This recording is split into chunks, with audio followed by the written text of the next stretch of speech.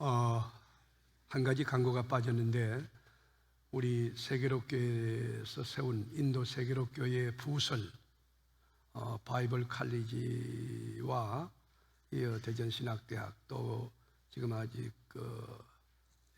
모건대학이나 침신대 지금 제가 검토 중에 있고요. 총장이 만나야 할 것 같은데 MOU 체결이 10월 16일 월요일에 있습니다. 오전 10시 위에서 여러분이 기도해 주셔서 인도 세계로교회 그 신학교가 진짜 글로벌하게 전 세계 네트워크를 가지고 이렇게 쭉 진전해 나가서 세계 복음화에 기여하면 참 좋겠다고 생각합니다.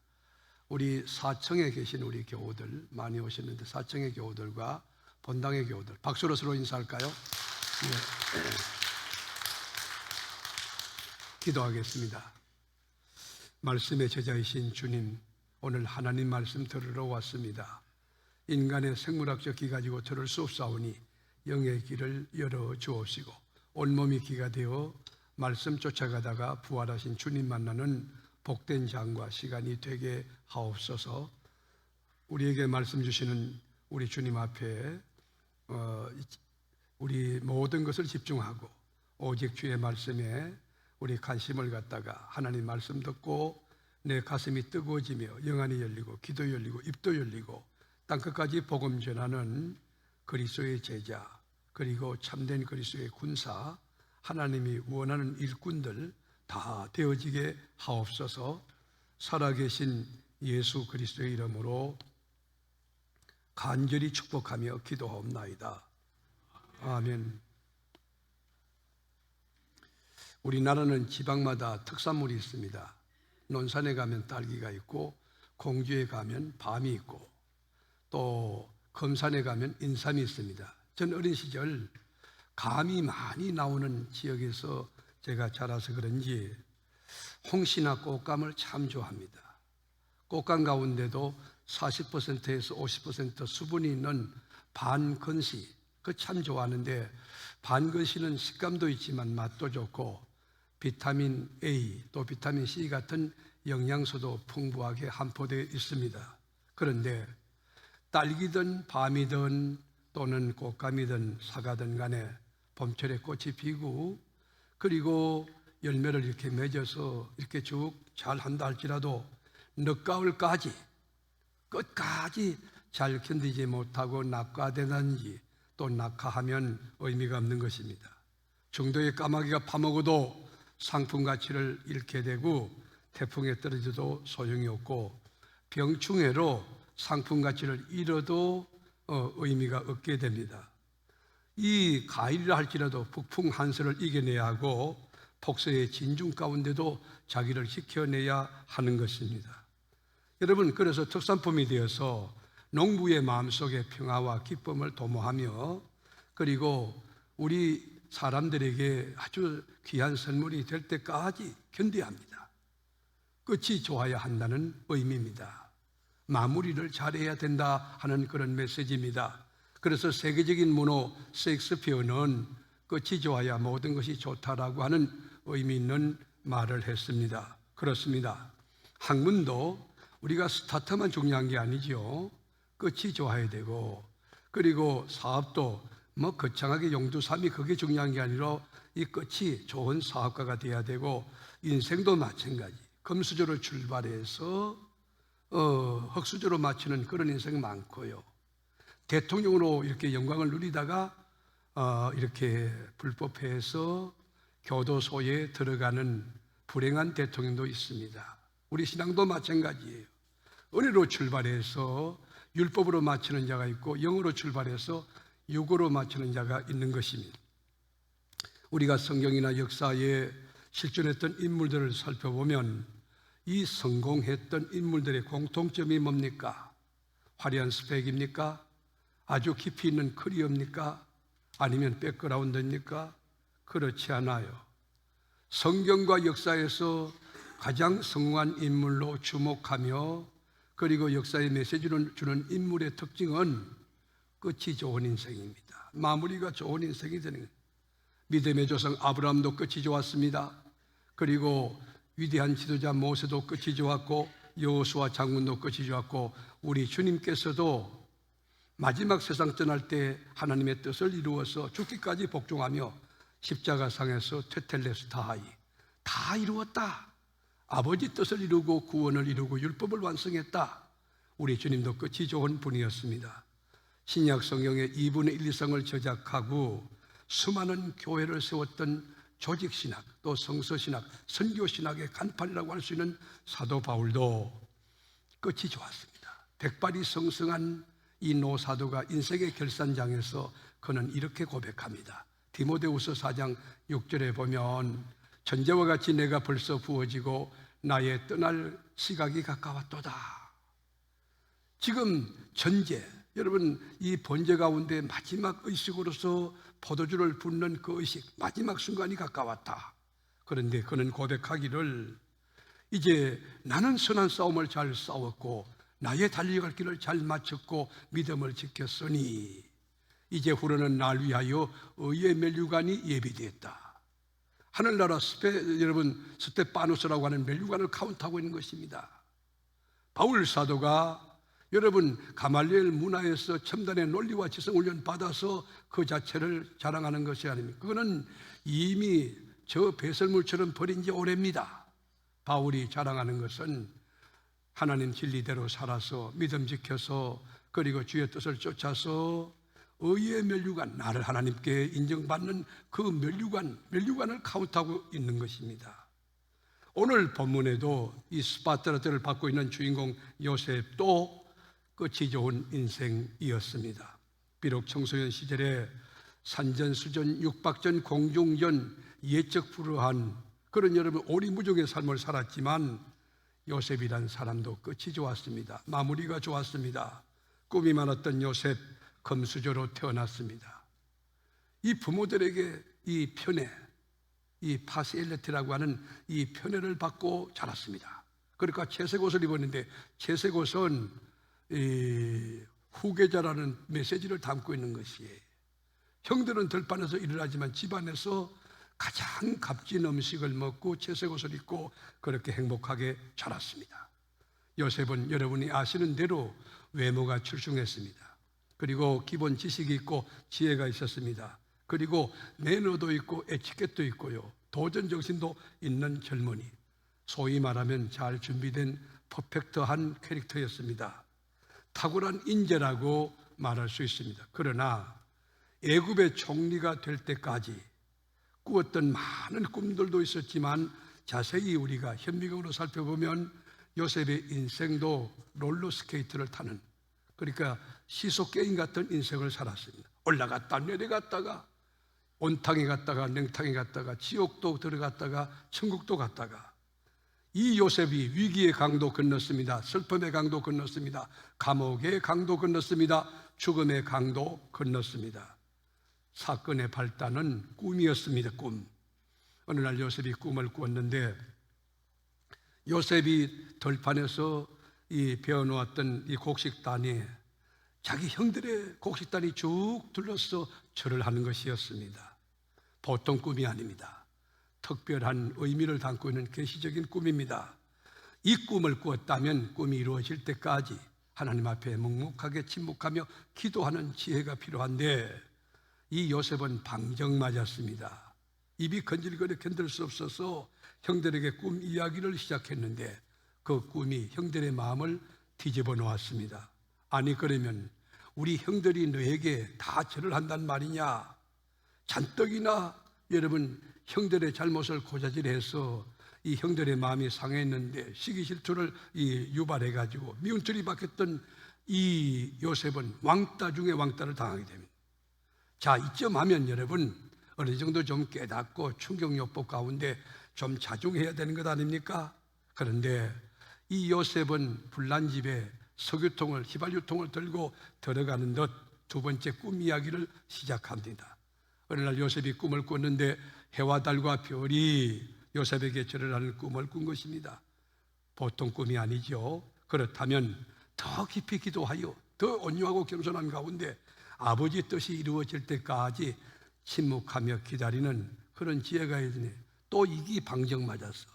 또 입이 이게 건질거려 가지고 형들에게 그 꿈 이야기합니다. 형들이 꼭지가 돌았습니다. 감정이 폭발했습니다. 더구나 아버지까지 거들러서 대노했습니다. 아니, 해와 달과 별이 절했다면 해는 아버지고 다른 어머니라고 하면 어머니 아버지가 너에게 절을 한단 말이냐? 이건 상식에 맞지 않아, 이치에 맞지 않아. 아버지가 책망합니다. 여러분, 꿈도 여러 종류가 있습니다. 태몽꿈도 있습니다. 악몽도 있습니다. 개꿈도 있습니다. 그리고 공유몽이라고 하는 내가 꾼 꿈을 다른 사람도 동일하게 꾸는 꿈도 있습니다. 그런데 제가 추천하고자 하는 꿈은 영몽입니다. 정말 진리에 속하여 말씀 읽고 깊이 묵상하며 경건하게 사는 중에 꾸는 꿈 있죠. 그 신령한 꿈은 미래 계시적, 나 개인의 퍼스널리티, 그의 역사에 대한 꿈도 있지만 우주적인 꿈도 꿀 수가 있는 것입니다. 그런데 하나님의 꿈을 줄 때는 반드시 목적이 있다고 하는 것을 우리가 기억해야 하는 것입니다. 왜 하나님이 꿈을 주실까요? 그 꿈은 장래에 되어질 일, 미래 계시가 담겨 있습니다. 하나님의 비밀을 우둔한 인간의 이성으로 깨우칠 수 없기 때문에 하나님이 장래에 비밀을 알려주는 그런 메시지도 있고요. 장차 인류 역사에 되어질 일, 무엇이 일어날 것인가? 미래 계시적 예언적인 목적을 담고 있는 꿈도 있습니다. 오늘 본문의 주인공 요셉이 꾼 꿈도 장차 요셉 개인에게 일어날 일, 이집트 역사에서 일어날 일, 성경에 주목할 만한 그런 대사건, 미래 계시인 섭리론적 꿈, 예언적인 꿈의 이야기인 것입니다. 요셉은 개인의 장래에 있어서 어떤 일이 일어날 것인가? 자기는 모르죠. 그렇지만 하나님은 아시기에 그 꿈을 통해서 지금 가르쳐주고 있는 것입니다. 요셉, 네가 어떠한 인물이 될 것이냐? 앞으로 어떠한 일을 해야 될 것이냐? 너의 일이 어떠한 영향력을 나타낼 것이냐? 장차 네가 큰 인물이 된다는 것입니다. 역사에 큰 일을 할 것이라고 하는 의미를 함포한 꿈을 하나님이 허락해 주었습니다. 좌우간 이 요셉이라고 하는 인물은 꿈 때문에 가슴 뛰는 일도 있었고 꿈 때문에 국무총리까지 되는 기적도 체험했지만 이 꿈 때문에 역풍을 맞았습니다. 곤두박질 쳤습니다. 끝이 없는, 바닥 없는 낭떠러지로 계속 추락했습니다. 평상시 여러분, 형들의 잘못을 고자질했던 못된 습관, 이 형들의 형제자매의 잘못을 덮어주는 것, 허다한 허물과 죄를 덮어주는 것이 그게 사랑이고 그게 신앙이고 그게 인격인데 이 요셉은 그러지 못했습니다. 철부지함, 그리고 철삭거림, 그러니까 형들에게 미움을 사는 거예요. 왕따를 당하는 거예요. 그러던 어느 날 아버지 심부름을 따라갔다가 형들에게 몰매를 맞습니다. 적석에서 죽어 마땅하지만 장남 노벤이 죽일 수는 없다. 그래서 웅덩이 속에 집어넣어요. 그 웅덩이 속에서 굶어 죽어야 합니다. 병들어 죽을 수밖에 없습니다. 그렇지만 저거 그냥 죽는 것보다는 우리가 미디안 상인에 이거 팔자. 어느 집에 팔았습니다. 그래서 애굽의 시위대장 보디발 집에 노예가 됩니다. 그것이 11년입니다. 11년 동안 여러분 종살이 하는 동안 칠흑 같은 어둠이었어요. 소망이 없습니다. 절망 그 자체였습니다. 그러나 그 안에서 하나님을 경외하며 하나님과 함께 살아가는 지혜를 가졌습니다. 여기에 깊은 메시지가 있습니다. 여러분, 살아가는 삶의 여정 가운데 어떤 상황을 당해도 그 팩트 앞에 주눅 들거나 낙심하거나 여러분 우울증에 걸리거나 그래서는 안 됩니다. 그 장소에 주님이 계심을 믿고 그 장소에서 주님이 길과 진리와 생명 되심을 믿고 거기서 무릎을 꿇고 하나님이 일하심을 보며 거기서도 하나님의 영광을 드러내는 중량과 깊이 있는 크리스찬이 되어야 할 것입니다. 그런데 여러분, 이게 웬일입니까? 보디발 집에서 성실하게 아침 일찍 일어나고 늦게 누우며 수고의 떡을 먹고 정직하게 성실하게 경건하게 말씀을 의지하여 살았던 이 요셉인데 하루아침에 위기가 닥쳐옵니다. 인간의 힘으로 감당하지 못할 쓰나미였습니다. 100번, 10,000번 망할 수밖에 없고 그리고 쓰러질 수밖에 없는 그런 메가톤급 위기였어요. 이 위기 앞에는 삼손도 무너졌습니다. 빌 클린턴도 무너졌습니다. 김학의 우리나라 법무부 차관도 무너졌습니다.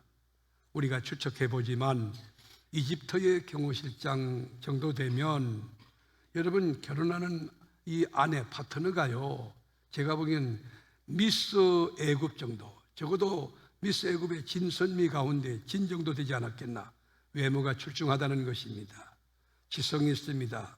여러분 매너가 있습니다. 에티켓이 있습니다. 정말 현모양처처럼 최고의 엘리트입니다. 그랬을 것 같습니다.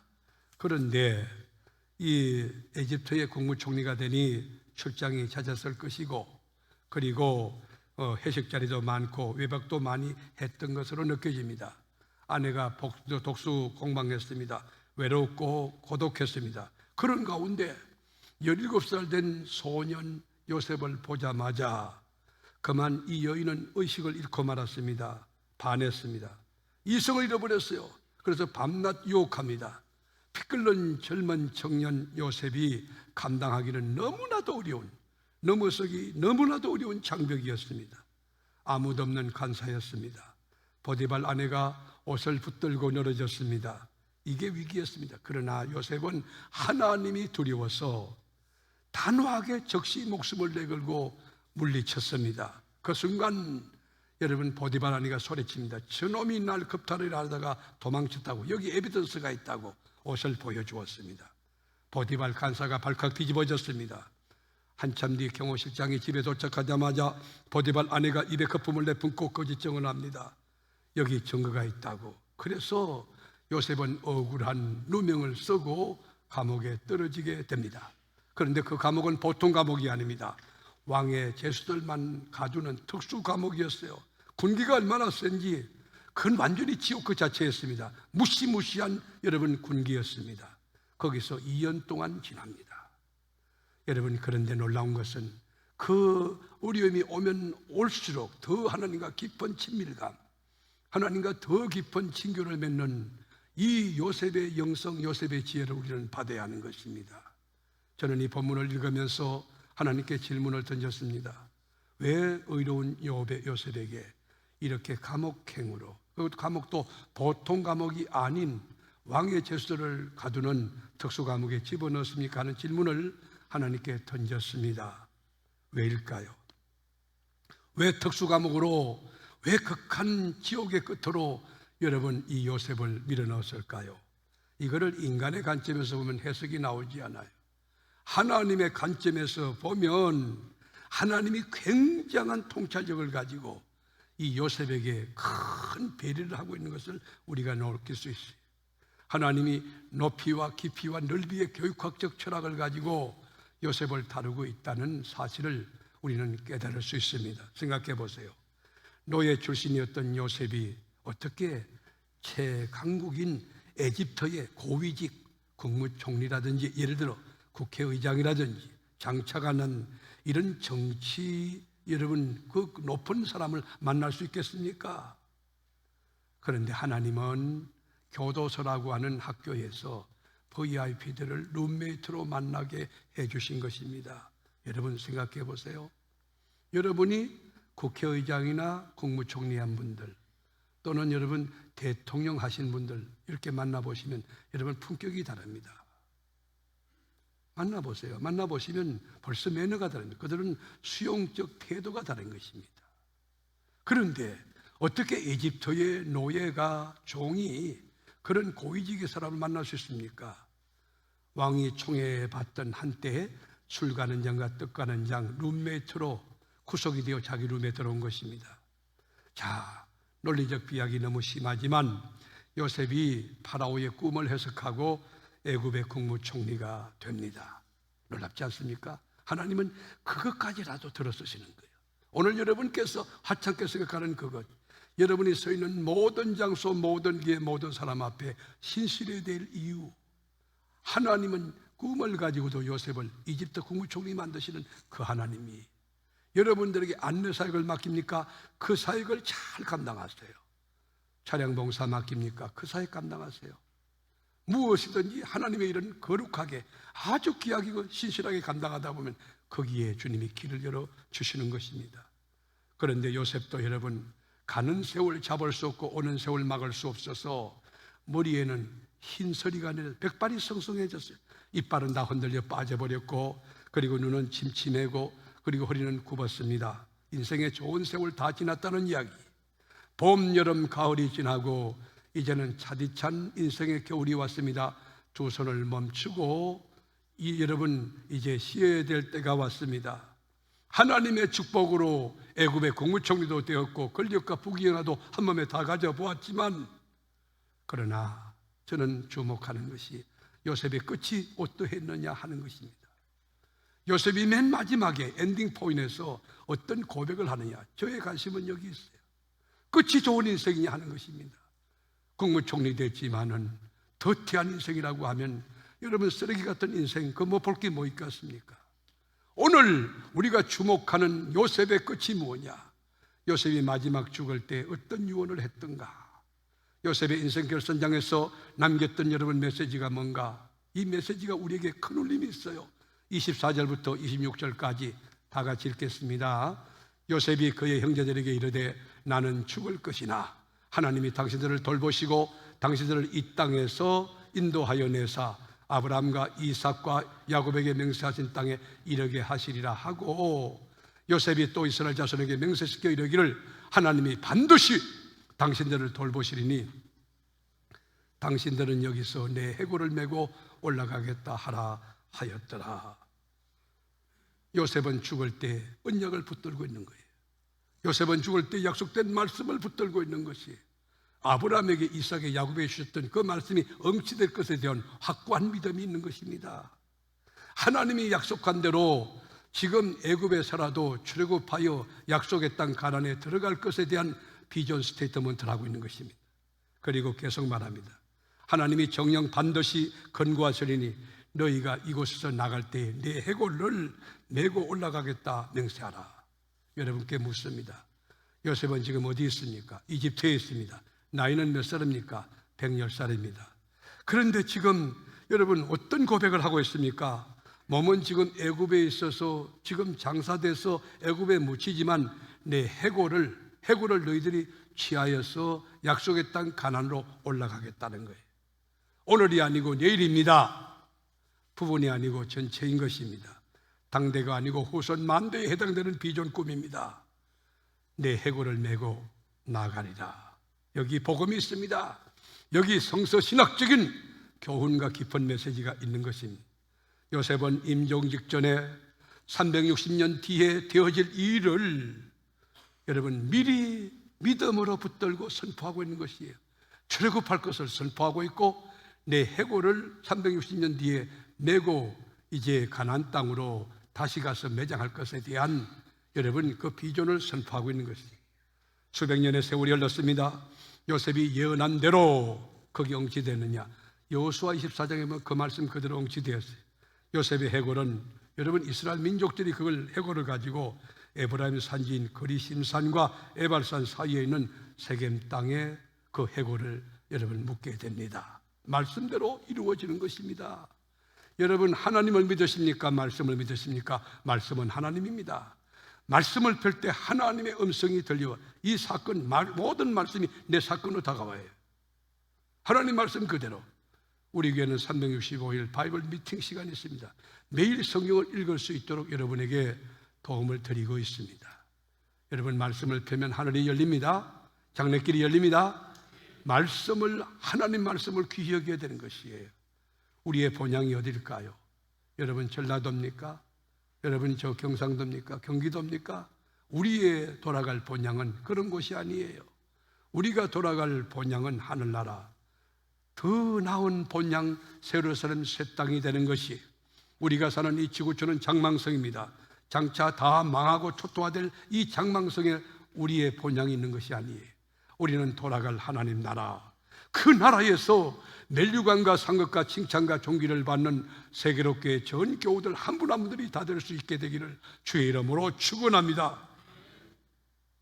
도전합니다. 자, 우리 인생 천년만년 사는 것도 아니고 두 번 리턴 마치하여 두 번, 세 번 사는 것도 아니고 딱 한 번 왔다 가면 그뿐인 생방송 인생, 우리가 어떻게 살아야 본문의 주인공 요셉처럼 끝이 좋은 인생이 될 수 있을까? 끝이 말씀을 붙들고 그리고 인생을 마무리할 수 있을까? 그리고 믿음대로 선포한 그대로 그 언약이 이루어지는 그 멋진 삶, 번쩍번쩍 빛나는 하이클래스 인생을 살 수 있을까? 그 비결이 뭘까? 어떻게 해야 내가 창조적 소수, 언약적인 그런 인생을 살 수 있을까? 그것은 하나님의 비전을 붙들 줄 아는 지혜가 있어야 하는 것이에요. 여러분, 비전이 뭡니까? 내가 세운 설계, 내가 세운 것 아니에요. 하나님으로부터 온 것이에요. 하나님이 보는 것을 내가 보는 것, 그게 비전이에요. 내가 뭘 하겠다, 그런 거는 여러분 꿈이에요, 꿈. 이 드림과 비전은 구별되어야 하는 것이에요. 이 세상적인 꿈, 여러분 내가 고위 공직자가 된다, 그런 꿈 아니에요. 하나님이 주신 꿈, 생물학적 꿈이 아닌 영적인 꿈이에요. 땅에 속한 것이 아니고 하늘에 속한 것이고 부분적인 게 아니고 전체적인 것이며 나만이 아닌 너와 우리 전체에게 영향을 주는 꿈, 하나님 나라에 해당되는 꿈. 진정한 꿈은 오늘이 아니라, 여러분, 오늘이 아니라 오늘을 뛰어넘어 내일과 모레일 수 있습니다. 먼 미래일 수 있습니다. 당대뿐만 아니라 후대 만대에 이룰 수가 있는 것입니다. 이것을 언약을 희생으로 붙들지 않으면, 믿음으로 붙들지 않으면, 순종으로 붙들지 않으면 거기에 아무 의미가 없는 것이. 잠언 29장 18절에 보면 묵시가 없으면 백성이 방자히 행하거니와 율법을 지키는 자는 복이 있느니라. 여기 묵시라고 하는 것은 히브리어로 하존이라는 단어인데 이게 비전이라는 거예요. 묵시가 없으면 백성이 방자히, 묵시가 없으면, 비전이 없으면 백성이 방자히 행한다. 방자라는 말이 뭐예요? 히브리어로 파라라는 단어를 쓰는데 이 파라라고 하는 동사는 꽃비 풀린 망아지라는 뜻이에요. 진리를 떠났다 이 말이에요. 비전이 없으면, 하나님의 계시가 없으면, 하나님의 말씀이 없으면 꽃비 풀린 망아지처럼 진리를 떠나서 마구 자영자재하며 산다는 것입니다. 여러분, 비전 없는 교회가 있다면 여러분, 그건 슬픈 교회입니다. 비전이 없는 목사라고 하면 그 공동체를 이끄는 영적인 리더로서 부족할 것입니다. 학생이 여러분 비전이 없다면 예습 복습할 수 있겠습니까? 농부가 비전이 없다면 봄철에 파종할 수 있겠습니까? 비전이 있기 때문에 텅 빈 밭을 씨앗을 뿌리고 덮어놓고 나오는 거예요.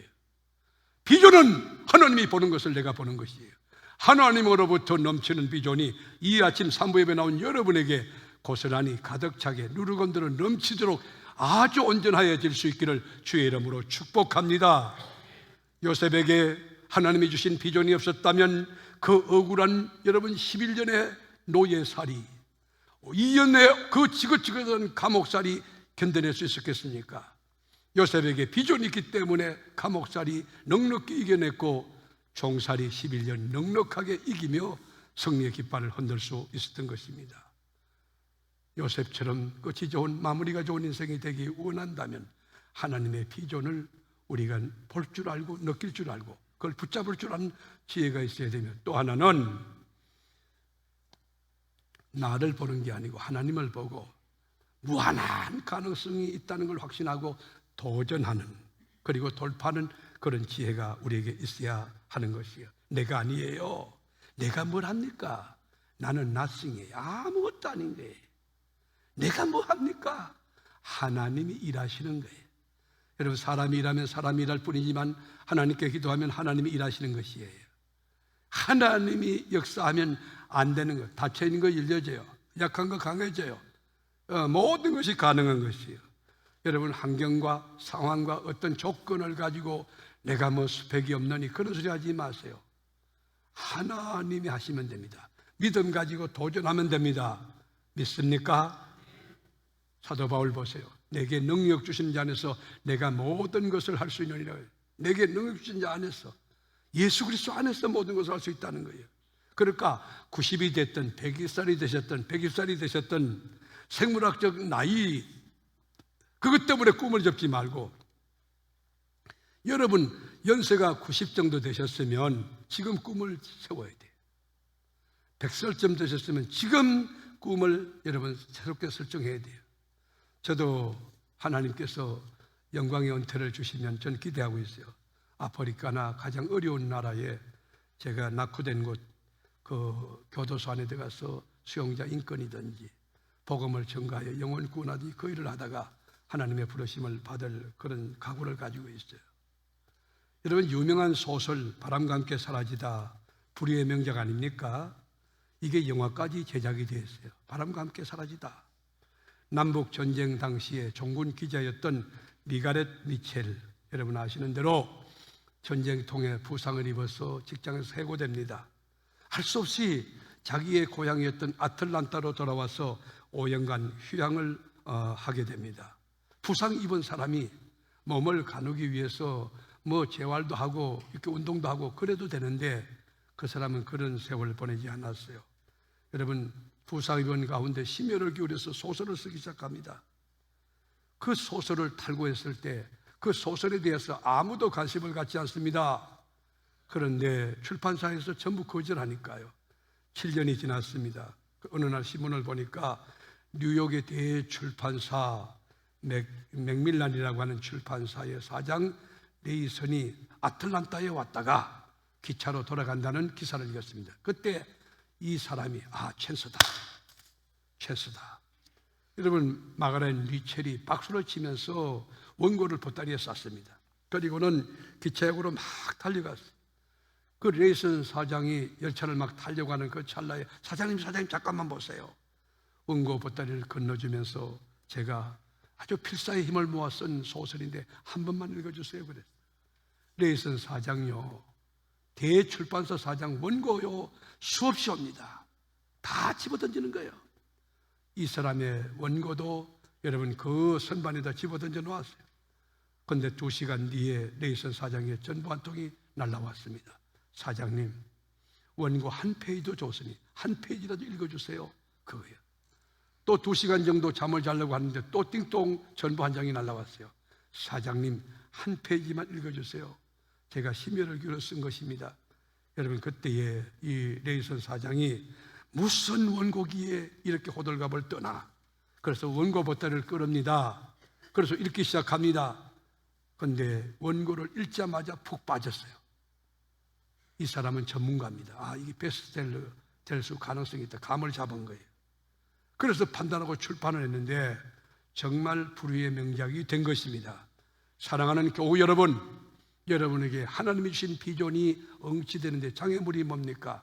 포기하는 것입니다. 낙심하는 것입니다. 하나님의 꿈을 마귀가 뭘로 여러분 좌절시키느냐? 좌절 안 된다는 거예요. 낙심하는 것이에요. 가장 무서운 적이 뭡니까? 포기하는 것입니다. 네버 기브 업. 포기하지 마십시오. 비전 응치의 비결이 뭡니까? 하나님이 주신 비전 꿈을 이루는 원리가 뭡니까? 하나님이 주신 자신감이에요. 하나님 안에서 주신 믿음의 도전장인 것이에요. 용기예요. 주 안에서 난 할 수 있다. 그리고 장벽을 두드리면요, 장벽이 무너집니다. 장벽이 무너집니다. 저는 오늘 제 손자가 지금 와 있는데 뒤에서 1살 됐나 2살 됐나, 그런데 지금 예배를 조용하게 드리는 아이가 있어요. 그런데 이 아이가 얼마나 믿음이 좋은지, 이 밥을 먹다가도 지가 먹기 싫은 건 다 손을 내밀어요. 그러면 제가 다시 주려고 해도 다 손을 내밀어요. 이게 용기예요, 용기. 할아버지에게 안 먹는 말일까요? 2살이. 그래서 제가 안 먹였어요. 여러분, 믿음으로 두드리면 열립니다. 돌파하면 장벽이 무너집니다. 믿으시는 분들만 양손 들고 아멘 해보세요. 주 안에서 모든 것이 가능하다고 믿는 분들 아멘 해보세요. 여러분, 성공은 그냥 주어지는 것이 아닙니다. 실패해도 다시 도전하고, 여러분 무너져도 다시 툭툭 들고 일어나고, 또 도전할 때 성공이 현실화될 수 있는 것입니다. 우리가 자동차 왕인 헨리 포드, 자동차를 연구하고 만들 때에 단번에 성공한 겁니까? 단번에 지금처럼 시속 200km, 시속 120km 달리는 좋은 차가 되었습니까? 그렇지 않아요. 자동차 870대까지 만들 때까지 실패하고 보통 사람 같으면 870이 뭡니까? 87번 안에 끝나는 거예요. 871대 만들 때 드디어 지금 우리가 타고 있는 자동차가 완성된 것입니다. 끈기가 필요합니다. 집념이 필요합니다. 도전정신 필요합니다.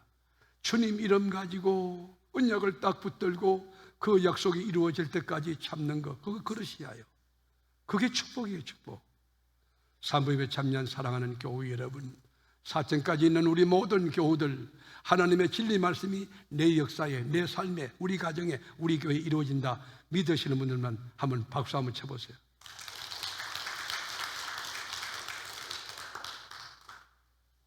여러분, 매독이라는 거 얼마나 무서운 병입니까? 이 성병 치료제를 개발하기 위해서 연구원들이 얼마나 도전합니까? 605번까지 실패해요. 근데 606번째 도전하니까 그게 성공된 것이 여러분 매독약입니다. 포기해서 안 됩니다. 우리는 어떤 상황 때문에, 어떤 조건 때문에. 여러분, 베토벤 같은 사람은 청각 신경마비 아닙니까? 기머거리 아닙니까? 그런데도 불구하고 이게 기독교인이에요. 뭐뭐 때문에 하는 그런 게 아니라 인스파이트 하버, 그럼에도 불구하고 되는 거예요. 세계적인 최고의 음악가 안 됩니까? 러시아 소설가였던 토스토예프스키 같은 경우는 신분이 뭐예요? 사형수예요. 간질병 환자예요. 사형수가 신태유국의 극한 상황 가운데도 불같은 여러분 시련의 장벽 가운데도 포기하지 않고 끝까지 여러분 하나님 역사를 기다릴 때 세계적인 여러분 작가가 되지 않습니까? 그리고 마지막, 우리가 끝이 좋은 요셉 같은 멋진 인생이 되기 원한다면 응답 주시되 후히 주시는 하나님 앞에 포기하지 않고 기도하고 또 기도하고 또 간구하고 또 기도하고 하나님의 응답이 이루어질 때까지 끝까지 포기하지 않고 기도하는 지혜, 영성이 필요한 것입니다. 기도가 뭐예요? 하늘 문을 여는 열쇠입니다. 하늘 문을 여는 열쇠. 기도가 뭐예요? 하나님께 무전치는 행위입니다. 무전치는 행위. 기도 외에 이런 이유가 나갈 수 없습니다. 사람이 일해봐야 사람이 일하는 그거 빠지지만 하나님께 기도해 보세요. 하나님이 막 움직이시는 거예요. 하나님 문 열어주는 거예요. 주의 손이 막 역사하고 천국수가 파송되는 거예요. 산천초목과 금소배를 논했던 박식다지한 솔로몬의 지혜가 어디서 왔습니까? 기도를 통하여 온 것이에요. 히스기야 왕이 어떻게 죽을 병에서 여러분 구원되었습니까? 기도를 통하여. 여러분, 첨단 의학으로 된 것이 아니에요. 모세가 아말렉과의 전투에서 어떻게 승리할 수 있습니까? 기도의 손을 높이 들 때, 기도의 손을 높이 들 때 승리하게 된 것이에요. 사도 바울이 16명의 특수군인들이 여러분 감옥을 지킬 때 어떻게 추록할 수 있습니까? 기도를 통하여, 기도할 때, 예루살렘 교회가 그를 위해서 간절히 빌 때, 기도할 때 옥문이 열렸어요. 천사를 파송시켰어요. 여러분의 인생에 이런 위대한 역사가 기도를 통하여 나타날 수 있기를 축복합니다. 기적은 보편이 되어야 되는 것이에요. 기적은 일상이 되어야 되는 것이에요. 날마다 기적이 일어난다. 시작. 제가 언제 그렇게 말했습니까? 양손 높이 들고 시작. 여러분, 가정에 기적이 일어날지어다. 기도 없이 기적이 일어나지 않아요. 제가 여러분 손들라고 하니까 손들었잖아요. 이 부족한 목사의 말도 여러분 반응하는데 전능하신 전인격적인 우리 하나님이 여러분의 기도에 귀를 기울이지 않겠느냐는 거예요.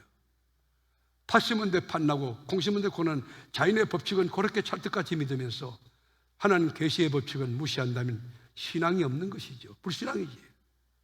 기도한 대로 된다. 기도한 대로 된다. 사도 바울이 삼청루에서 떨어졌던 유두고 청년 죽었을 때 어떻게 살려냅니까? 기도하고 살려냅니다. 기도 응답이 언제 옵니까? 재미있는 것은 내가 눈물 흘리는 지점에 우리 하나님의 눈물이 거기서 만날 때 그때 기적이 일어나요. 교회 와서 명성명성하게 그 논리적으로 수사학적으로 국문학적으로 자비하시고 거룩하시고 천고마비의 계절에 주이신 하나님, 그리고 창세기부터 계시록까지 그런 기도에 응답하는 게 아니에요. 우리 주님은 논리를 요청하는 게 아니에요. 지식을 요청하는 게 아니에요. 진실하게 하나님, 제 형편이 어려워요. 가슴을 깨고 팍 울어 산다. 여러분, 제가 교회를 개척하고 난 뒤에 저도 많이 울었지만 우리 교회 교인들이 우는 교인들이 많았어요. 저 교회는 맨날 우나. 그게 진짜 교회예요. 구원의 감격이 너무 커서 울기도 하고, 그리고 여러분 제사함 받은 감격, 그것도 있지만 기도 응답 주신 것도 감사하고 내가 예수 믿게 된 것도 감사하고, 그래서 우는 거예요. 하나님 불쌍해 주세요. 하나님 앞에 우는 거예요. 여러분, 눈물이 많은 교회, 그 좋은 교회입니다. 한번 해보겠어요. 한번 울어보세요. 제발 멸종하니 여러분, 드라이한 들판에 싹이 트겠습니까? 그가 여러분 비가 내릴 때 축축한 부드러운 땅에 싹이 트는 거 아닙니까? 눈물이 많아야 돼요. 그렇다고 억지로 울면 안 되지만 성령이 울게 할 때 우는 거지만 진실하게 하나님, 내 인생의 짐이 너무 무거워요. 너무 힘들어요. 아버지 도와주세요. 그래서 막 하나님 앞에 우는 그 성도요, 그 긍휼히 여기달라고 기도하는 그곳에 주님의 응답이 나타나게 될 것입니다. 여러분, 내가 포기할 때 하나님은 시작합니다. 안 된다고 생각하는 그 문제, 지금 주님이 무릎을 꿇고 주님 앞에 맡기고 나갈 때 하나님이 손댈 줄로 믿습니다. 마가복음 11장 24절에 보면 무엇이든지 기도하고 구한 것은 받은 줄로 믿으라. 그리하면 너희에게 그대로 되리라. 무엇이든지, 에브리싱, 뭐든지 오케이. 뭐든지 기도하고 구한 것은 받은 줄로 믿으라. 그리하면 그대로 되리라. 너희에게 그대로 되리라. 여러분, 우리가 기도할 때 우리는 이미 응답을 따놓고 기도하는 거지, 기도하면서 응답받는 거 아니에요. 구하라 그러면 주시겠다, 이게 공식이야. 영적인 하나님의 셈법이라고. 이미 응답은 와 있다니까. 벌써 기도가 거국적이면 그 사람 크게 되는 거예요. 적어도 날 위해, 내 자식 위해 그런 거 하지 말고 민족을 끌어안고 기도하고 인류를 놓고 기도하고, 그럴 때에 이 글로벌한 마인드 속에 하나님의 역사가 그렇게 나타나는 것이에요. 무엇이든지 기도하고 구하는 것은 받은 줄로 믿으라. 그리하면 너희에게 그대로 되리라. 지금부터 여러분, 나는 시간이 없습니다. 나는 지금 사업합니다. 나는 스펙이 없습니다. 나는 백그라운드가 없습니다. 돈이 없습니다. 재능이 없습니다. 신세 타령하지 말고 하나님을 바라보고 후히 주시고 꾸짖지 않는 하나님께 구하라. 그리하면 너에게 주시리라.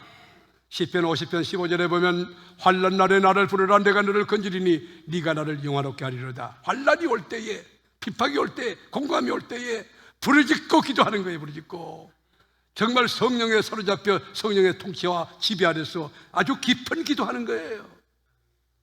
그런데 그런 눈물의 기도가 지나놓고 보면요, 여러분 인생에 영적인 적금이 들어가지고 얼마나 평탄하고 그리고 행복하고 너무 좋은 일들이 막 적금 쌓이듯이 쌓여가지고 인생의 봄날이 오게 되는 것입니다.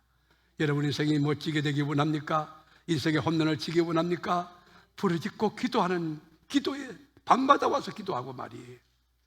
여러분 기도한 것이 자녀들에게 다 유용하게 되는 거예요. 다 이루어지는 거예요. 저희 가정은 4대째 예수 믿습니다. 그런데 어저께도 예배 드리면서 가정에서 우리 가정의 가훈은 하나님을 경외하는 것이다, 하나님이 주인 되는 것이다, 이거예요. 그 여러분 가훈을 내가 이렇게 쭉 하며 우리 할머니, 그 너희들의 정조 할머니가 어떤 분이셨는가에 대한 이야기를 들려주었습니다. 하나님을 잘 믿는 가정, 예수로 하나 되는 거예요. 예수로 옷 입는 거예요. 하나님 말씀 펴놓고 여러분 우리가 경건하게 예배하고 말씀이 뭐라 하느냐, 그러면 그 말씀에 대입해서 보면 우리 인생의 미래가 다 나오는 것이, 말씀에 딱 비춰보면 우리 인생에 다 여러분 인생이 어떻게 될까 다 나오게 돼요. 하나님 말씀 안에 서 있는가 먼저 점검해야 돼요. 여러분이 정말 주님을 경외하는가 여러분 점검해야 돼요. 여러분이 정말 믿음의 사람인가 자신을 확정해 봐야 돼요. 정말 기도하고 있는가? 논리적으로 막 따지고 이 자연과학에 대해서 빡식하고 그런 소리 하지 말고 환난 날에 주님 앞에 부르짖고 좋을 때는 주님 앞에 찬송하고.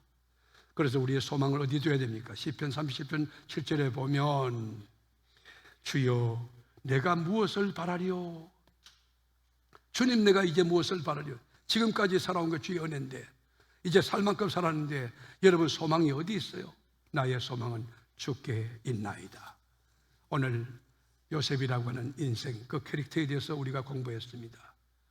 파란만장한 그의 삶을 살았지만 끝이 하나님 나라 이야기하고 있습니다. 언약을 이야기하고 있습니다. 그 약속된 말씀을 붙들고 있습니다. 그리고 360년 뒤에 되어질 일을 믿음으로 선포하고 있습니다.